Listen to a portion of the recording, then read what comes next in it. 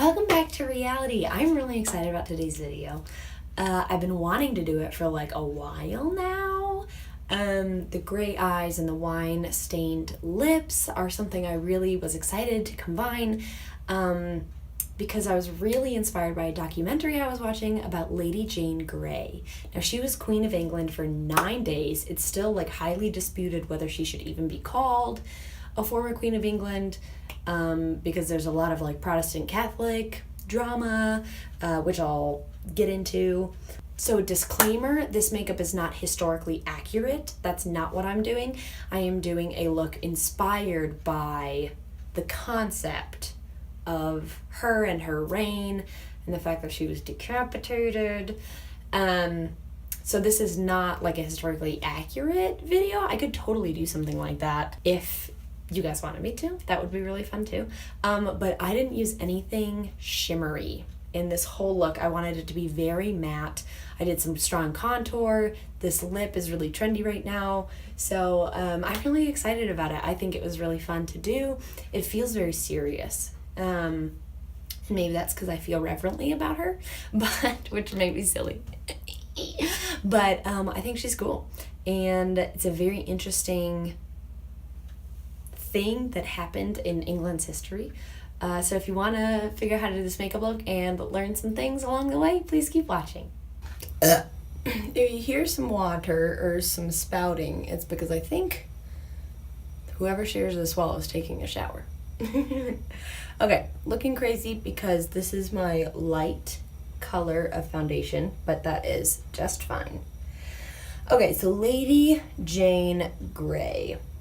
I think she's one of the most fascinating people in history.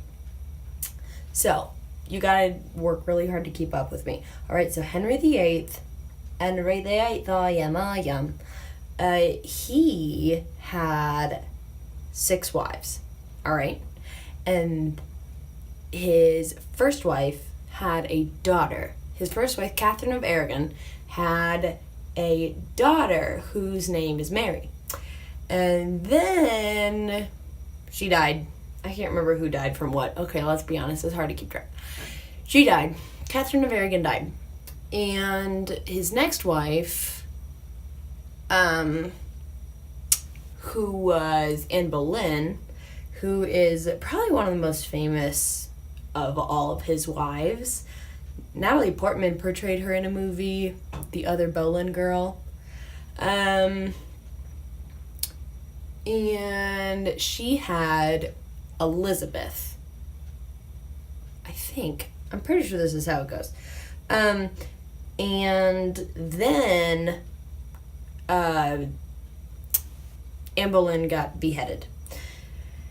Then he had 4 wives after Anne Boleyn. So to be honest, the rest of them are kind of a blur to me. But I know that his next wife had Edward. Now, it was a really big deal then that he had a son because he needed a son to succeed him in his throne, for the throne. So, Edward was just like a little boy, and then Elizabeth was above him, and then Mary was above her. So, Mary went on... Mary was Catholic, but because of the whole Anne Boleyn situation, Henry VIII and Edward and Elizabeth were Protestant. Now, this was the first time anyone had broken away from, well, one of the first big times anyone had broken away from the Catholic Church. So, and just so you know, this is like mid-1500s in England. So, this was like a really big deal that this was all happening. Doing a little contouring here. That's what's happening. Okay, and so it was a really big deal that that he had a son, finally. Okay, but son was younger than both of his sisters, didn't matter. He still was going to be the one to succeed Henry VIII when he died, which was like forever and a half later, because he just took forever to die. Okay, let's just be real about that. So I just wanted some contour, some pretty like contour, and now we'll go in with some powder. And I just grabbed whatever powder I happened to have. I'm gonna do some baking under my eyes because I want this to be really, really matte. Okay, so when Henry died, Edward succeeded him on the English throne. He's known as the Boy King because when he inherited the throne, he was real young. Like, I think like 8 or something like that. So it wasn't just like, oh, he's just a young man. No, like he was actually a boy. Then take some bronzer. And so he was just kind of like, I don't really know what I'm doing, but I know that my dad did not want a Protestant to inherit the throne. So he's like fighting with Mary, like, no, you're not going to get it, so chill out. But he dies not long after he inherits the throne. So after he dies, he's like, no way in heck am I going to let my, not Protestant, he was Protestant. So he was like, no way in heck am I going to let my Catholic sister inherit the throne. And Elizabeth was still considered an illegitimate child because Anne Boleyn had died. So after Edward dies, he claims Lady Jane Grey as his heir. She was his cousin, but she was Protestant, so he was like, doesn't matter that you're not really in line for the throne, you get it. And she did not know that she had become queen until after she had become queen. They were like, by the by, Edward's dead and you're like already queen. So, and she was like, dang, this is not what I wanted. So that was like a whole thing. She was like, Mary should have the throne. Like, I don't think I should be the one who inherits the throne because it's not mine. I'm going to take, I just put a clean base all over my lid, and I'm going to take a gray, this color here, and put it in my crease. I don't know how crazy we're going to go. So she inherits the throne kind of against her will because she knows that she wasn't really like in line. And there's a whole, like all sorts of drama about like the letters people wrote and like, and stuff like that. But basically she inherited the throne, didn't necessarily want it, but knew like, okay, well, this is what the people think is happening, so like I have to go through with this. So she started calling herself the queen and like started claiming it. Disclaimer, she was queen for a total of 9 days before she was executed. But Mary was like, heck no, tech no, I'm supposed to be queen. So there was this whole kerfuffle of like a battle and like who was going to inherit and like all sorts of like loyalties being divided and all these people that were like, no, Jane, like you need to claim it and like call yourself the queen and like own it. And she was like, oh, okay, I guess. And then all of a sudden, all of like these people started getting freaked out because Mary's army was like actually showing up for her. And so they like switched sides like in the middle of the battle. And so eventually Jane was being protected in the Tower of London, and like all those people that were with her except like her father and her husband totally betrayed her. Because everybody else was like, oh yeah, I guess Mary's right. I guess she is supposed to be queen. But they couldn't have thought of that before, like a week earlier. And so Jane and her husband and her father were all executed, beheaded, by Mary, who then did become queen, who we now know as Bloody Mary.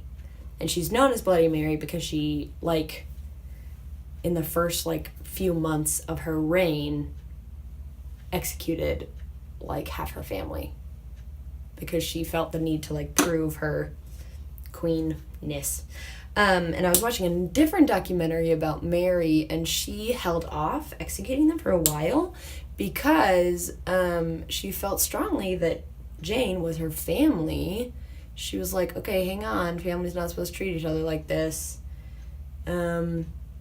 She actually vouched for me when I thought I should be on the throne, so, like, I don't know if, like, I can just, like, execute her like this. I'm taking a black, but it's a very soft black. It's not, like, a crazy black. Anyway, so eventually people convinced her, like, you're queen, you have to show your people that you mean business, and she did execute Jane. And what originally got me very interested in Lady Jane Grey, there's this gorgeous painting in the Louvre. Well, it was when I was there. There's this gorgeous portrait of Lady Jane Grey being executed. And it's definitely not historically accurate. It's more of just like an artistic portrayal. But still, it's like just stunning. It's really beautiful. And she was super devout in her beliefs, and so that I really admire her for that. And there's this legend that as she's like about to be executed, she hands her prayer book to the executioner, or something like that. It's like this crazy story. I'm gonna brush off my excess powder. Let's do our brows while we're here. So yeah, and she was just put in this like really difficult position of like, okay, well, you have to be queen and you have to like do all the queenly things, when she didn't even know she was going to be queen, because Edward died before Elizabeth or Mary had sons. And before Edward had any sons, because he was too young, because he was like 10, remember? So no one had any kids in time to inherit the throne. And again, Edward would rather a Protestant inherit the throne who wasn't necessarily fit to inherit than his Catholic half-sister. I guess Elizabeth was Protestant. But Elizabeth, that's the Elizabeth that we know and love today, who was like Shakespeare's big patron and all that stuff. Okay, I'm going to take a little bit of this gray. This is a really cool gray, in case you're wondering.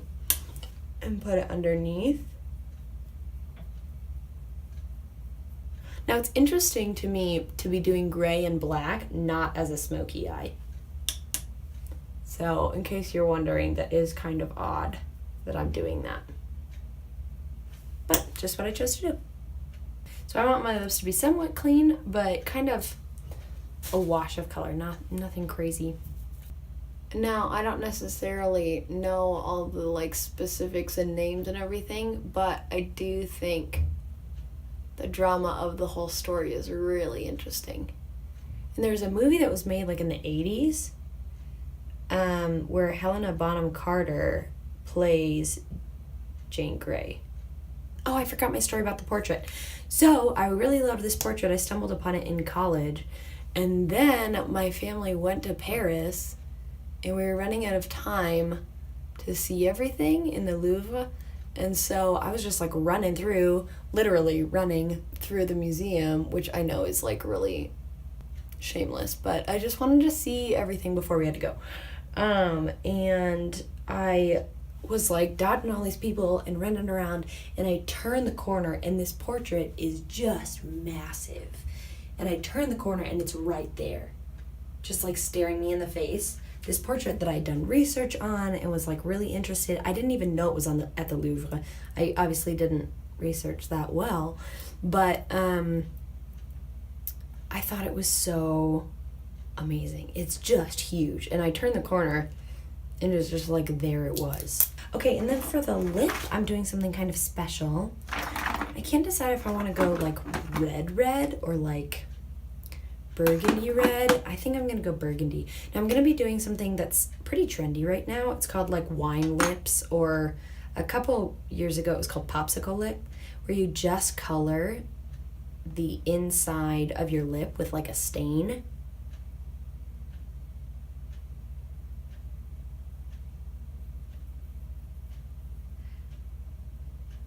So I just took a little on my finger and just coloring the inside. Anyway, she was queen for 9 days and probably tried to do a good job, but the whole time she was fighting this war against someone who was supposed to have the throne but like not supposed to have the throne. It's such a like an interesting thing throughout history who rightfully has the throne and who like should have the throne. Queen Mary, Bloody Mary, only ruled for 5 years, so I don't know what happened there. I should know, but she's not as interesting to me as Lady Jane Grey. I'm gonna take some of this bronzer and run a little bit down the side of my nose, just so that there's some definition there. I guess I'm not done, huh? And a little bit on the end. Just when you use a lot of powder like I did, and how I didn't use any shimmer. Sometimes it can get a little bit like two-dimensional and like pasty looking. Something that will help that is setting spray, but I'm actually not going to do it because it's 9 o'clock at night and I don't need my makeup to last all day. It's looking the way I want it to for you to see it. So I'm not concerned. And I really like this lip, this kind of like wine-stained popsicle lip. Or you can go like full-on burgundy or like full-on red, because she was decapitated. So that was kind of my inspiration for that. And then obviously her last name was Grey. So that's why I went with like grays and blacks for the eyeshadow. I hope you enjoyed it. I hope this was kind of a fun way to incorporate getting inspo from random places. Yep. That's all I have to say. Thanks for joining my history lesson. I think I'll do more things like this just because I feel inspired by different things in history, and yeah, I enjoyed it. It was fun. And it was fun to like have something to talk about while I was doing it. Yep. Thanks. Bye.